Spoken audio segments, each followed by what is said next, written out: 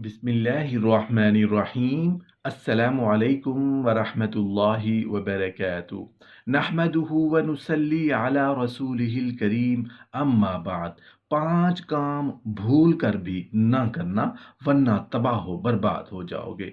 मोहतरम नाजरीन, वो कौन है कि जिससे गुनाह नहीं होता? इंसान फितरती तौर पर कमज़ोर है, गुनाह का पुतला है।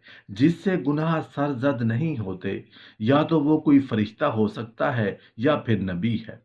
अब ना तो कोई नबी आ सकता है और ना हम फरिश्ते हैं। इस तरह वो इंसान ही नहीं कि जिससे खता ना हो, लेकिन अल्लाह ताला ने कुछ ज़ाब्ते बनाए हैं। यजीद और हुसैन को अलग अलग किया है। रातों को मुसल्ले पर तड़पने वाला और शराब पीने वाला क्या बराबर हो सकते हैं? जुल्म सितम के पहाड़ ढाने वाला और जुल्म सितम के पहाड़ सह कर सिसक सिसक कर रोने वाला कैसे बराबर होंगे?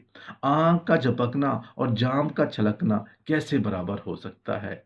ऐसी अंधेर नगरी भी तो नहीं। कुरान में अल्लाह ताला फरमाता है कि क्या नेक और बद में बराबर कर दूंगा? गुनाह करके तौबा कर ले तो मामला आसान है, लेकिन अगर गुनाह करके अकड़ जाएं तो मामला बहुत पेचीदा है। क्योंकि गुनाह करके अकड़ जाना ये अल्लाह को नाराज करने वाला काम है। एक मामला है अल्लाह का और आपका, जो कि आसान है, और दूसरा है आपका बंदों के साथ मामला।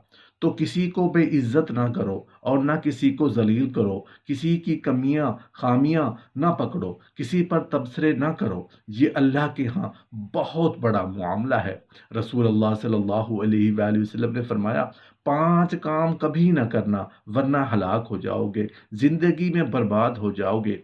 एक मर्तबा रसूल अल्लाह सल्लल्लाहु अलैहि वसल्लम बुलंद आवाज से खुतबा फरमा रहे थे। आपने फरमाया, ऐ लोगो, इन 5 चीजों से परहेज करना ना करना, वरना बर्बाद हो जाओगे, हलाक हो जाओगे। एक सहाबी ने अर्ज की, या रसूल अल्लाह सल्लल्लाहु अलैहि वसल्लम, वो कौन सी ऐसी 5 चीजें हैं जिनको करने से बंदा हलाक हो जाता है और mahशर के रोज भी आपकी शफाअत से महरूम रहेगा? सहाबी की बात सुनकर रसूल अल्लाह सल्लल्लाहु अलैहि वसल्लम ने फरमाया, नंबर 1, कभी भी किसी खातून पर तोहमत न लगाना, उस पर झूठा इल्ज़ाम न लगाना। हज़रत आयशा रज़ी अल्लाह अन्हा फरमाती हैं कि रसूल अल्लाह सल्लल्लाहु अलैहि वसल्लम ने अपनी बीवियों में इंसाफ के साथ बारी मुकर्रर करते, फिर फरमाते, अय अल्लाह, ये तो मेरा काम है जिसका मुझे अख्तियार है। जिस चीज़ में तुझे अख्तियार है और मैं बेबस हूँ, इस बारे में मुझ पर गिरफ्तार न करना। हदीस मुस्लिम में वो औरत गो तुम्हारी बीवी, बहन या माँ, दूर की बात है किसी और की भी हो, उस पर झूठा इल्ज़ाम लगाओगे तो अल्लाह तबारक व ताला तुम्हें मुआफ़ नहीं करेंगे, तुम्हें बर्बाद कर देंगे, हलाक कर देंगे। मोहतरम नाजरीन, हमने बाज़ औक़ात देखा है कि एक सीधी सादी ईमानदार और पर्दादार खातून पर भी इल्ज़ाम लगा दिया जाता है। वो इसलिए कि उसके बाप या भाई या किसी रिश्तेदार ने हमारे साथ ज्यादती की थी या तोहमत लगाई थी, इसलिए हमने उस ज्यादती या तोहमत का बदला लिया है। ये सरासर अल्लाह के कहर को आवाज देने के मुतरादिफ है। हम कौन होते हैं किसी से बदले लेने वाले? हम कुछ नहीं इस जात के आगे, इस पर छोड़ दो। इंसाफ करना मेरे अल्लाह का काम है, तो उसकी रजा पर सब्र कर, फिर देख अल्लाह ताला तेरे साथ कैसा इंसाफ करता है। जब तहकीक की जाती है वो खातून बेगुनाह निकलती है। ऐसे ही इल्ज़ाम लगाने वाले को अल्लाह ताला क़यामत के रोज़ मुआफ़ नहीं करेंगे, क्योंकि रसूल अल्लाह सल्लल्लाहु अलैहि वसल्लम पहले ही खबरदार कर चुके हैं। एक और मुस्लिम हदीस शरीफ में है कि कैस बिन अबाद से मरवी है, कहते हैं कि हमने अम्मार रजी अल्लाह अन्हु से कहा, तुम अपनी लड़ाई के बारे में क्या समझते हो? ये तुम्हारी अपनी राय से है, क्योंकि राय तो दुरुस्त भी हो सकती है और गलत भी। या कोई वादा है रसूलुल्लाह सल्लल्लाहु अलैहि वसल्लम ने आपसे किया है? उन्होंने कहा, रसूलुल्लाह सल्लल्लाहु अलैहि वसल्लम ने जो अहद लोगों से नहीं लिया है, हमसे भी नहीं लिया। रसूलुल्लाह सल्लल्लाहु अलैहि वसल्लम ने फरमाया, मेरी उम्मत में 12 मुनाफिक होंगे जो ना तो जन्नत में दाखिल होंगे और ना ही जन्नत की खुशबू सूंघ सकेंगे, जब तक ऊंट सोई के सुराख में से न गुजर जाए। उनमें से 8 ऐसे हैं जिन्हें एक फोड़ा भी काफी होगा, آگ کا ایک شعلہ جو ان کے کاندھوں میں نکلے گا اور آخر ان کے سینوں میں ظاہر ہو جائے گا۔ نمبر 2، صحیح حدیث شریف میں آپ صلی اللہ علیہ وآلہ وسلم نے فرمایا، کسی یتیم غریب کا حق نہ کھانا، اس کا مال نہ کھانا، ہلاک ہو جاؤ گے، برباد ہو جاؤ گے۔ رسول اللہ صلی اللہ علیہ وآلہ وسلم نے فرمایا، کسی غریب، یتیم یا بیوہ یا کسی اور کا نہ حق مال کھانا تو قیامت کے روز میں تمہاری شفاعت نہیں کروں گا۔ ناظرین، آپ خود سوچئے، جب آپ صلی اللہ علیہ وآلہ وسلم قیامت کے روز کسی کی شفاعت نہ کریں، وہ اس دنیا میں بھی ہلاک ہو چکا ہے اور محشر کے روز تو ہلاک ہوگا ہی ہوگا، بلکہ جہنم کے بڑے گڑھوں میں سے ایک گڑھے میں رہے گا، اس کو بھی موت نہیں آئے گی، اس لیے آپ اس کا کم مت کرنا۔ نمبر 3، رسول اللہ صلی اللہ علیہ وآلہ وسلم نے یہ حکم صادر فرما دیا کہ سود دینا اور دینا دونوں کے لیے حرام ہے اور یہ کام شریعت محمدی میں ناجائز ہے۔ جب رسول اللہ صلی اللہ علیہ وآلہ وسلم نے حکم دے دیا یہ عمل حرام اور ناجائز ہے، ہم اس کاروبار کو شکل دیتے ہیں، اس لیے رسول اللہ صلی اللہ علیہ وآلہ وسلم نے اپنی امت کو خبردار کیا تھا کہ یہ کام نہ کرنا، یہ عمل جہنم میں لے جائے گا، لیکن ہم نے تو یہ کاروبار بنا دیا ہے۔ ہم جانتے ہوئے بھی یہ سود ہے، بینک میں پیسے رکھ دیتے ہیں، اس کا ماہانہ منافع کھا کر کہتے ہیں یہ کاروبار ہے، ہم کہتے ہیں خیر ہے، ہم بھولے بنتے ہیں، دراصل ہم خود کو ہی دھوکہ دے رہے ہوتے ہیں۔ ہمیں پتہ ہے محشر کے روز سود دینے والے کی اور سود لینے والے کی دونوں کی بخشش نہیں ہوگی۔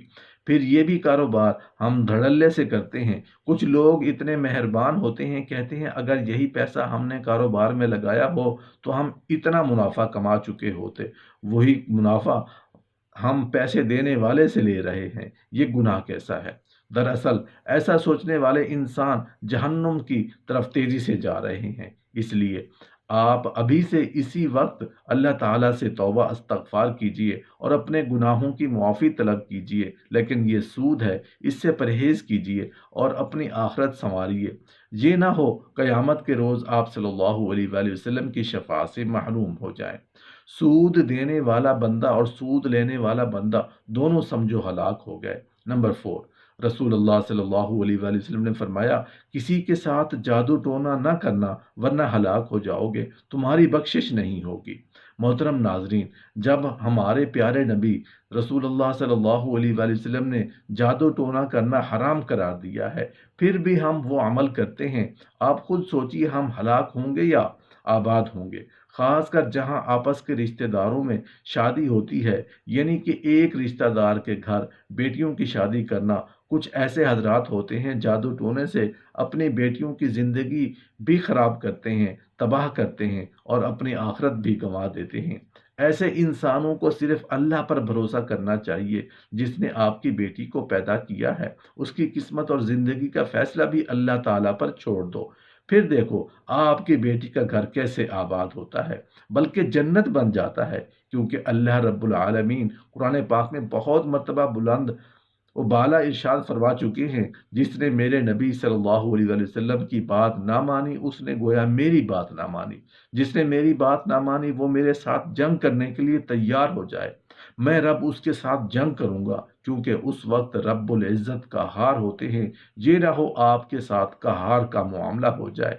جب اللہ رب العالمین آپ کو قرآن پاک میں بار بار منع فرما رہے ہیں، پھر وہ بھی کام کرنا تو یہ کام جہنم کے گڑھے میں جانے جیسا ہے، نہ قیامت کے روز بخشش ہوگی اور نہ اس دنیا میں سرخرو ہوں گے، اس معاملے میں تباہی ہی تباہی ہے۔ محترم ناظرین، ہمیں ان کاموں سے بچنا چاہیے جن کاموں کو ہمارے نبی کریم صلی اللہ علیہ وآلہ وسلم نے سختی سے منع فرمایا ہو۔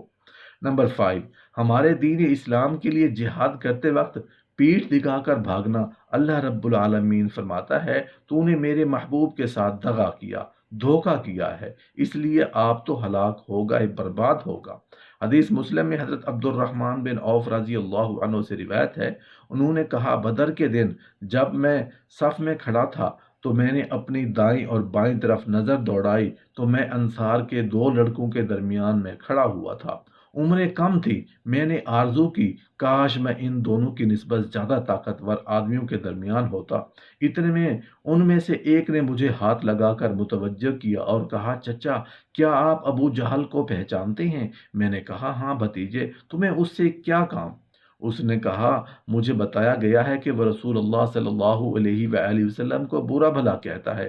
اس ذات کی قسم جس کے ہاتھ میں میری جان ہے، اگر میں نے اسے دیکھ لیا تو میرا وجود اس وقت تک اس کے وجود سے الگ نہیں ہوگا یہاں تک کہ ہم میں سے جل تر مرنے والا موت آ جائے۔ میں نے اس لڑکے پر تعجب کیا تو دوسرے لڑکے نے مجھے متوجہ کیا اور وہ وہی بات کہی۔ کہا پھر زیادہ دیر نہ گزری کہ میری نظر ابو جہل پر پڑی۔ وہ لوگوں میں گھوم رہا تھا تو میں نے ان دونوں لڑکوں سے کہا تم دیکھ نہیں رہے، یہ ہے تمہارا مطلوبہ بندہ جس کے بارے میں تم پوچھ رہے تھے۔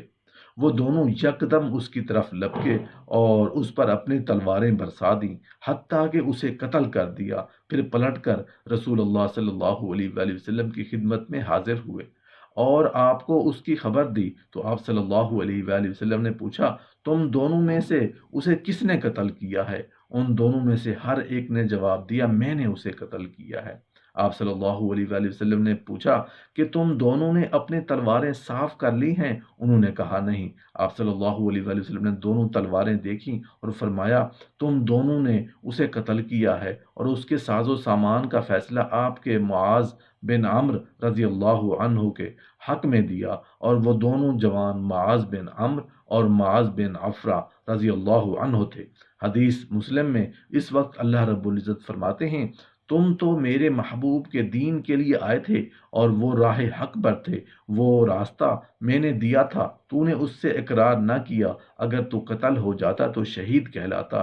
جب تو میرے پاس آتا تجھے حوریں لے کر آتی اور جنت میں اعلیٰ مقام ملتا، اس لیے یہ بندہ میرے نبی کے دین کی خاطر آیا تھا لیکن اب پیٹھ دکھا کر بھاگ رہا ہے۔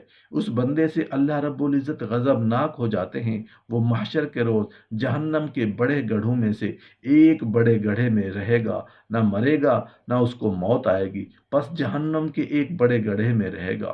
حدیث مسلم میں زید بن ارقم رضی اللہ عنہ سے مروی ہے، کہتے ہیں کہ جہنمی کو آگ کے لیے بڑا کر دیا جائے گا حتیٰ کہ اس کی ایک داڑھ احد پہاڑ کے برابر ہوگی۔ کسی بے گناہ کو قتل نہ کرنا۔ رسول اللہ صلی اللہ علیہ وآلہ وسلم نے فرمایا جس عمل کو اللہ رب العالمین نے حرام قرار دیا ہو اس کو نہ کرنا، یعنی کسی بے گناہ کو قتل نہ کرنا۔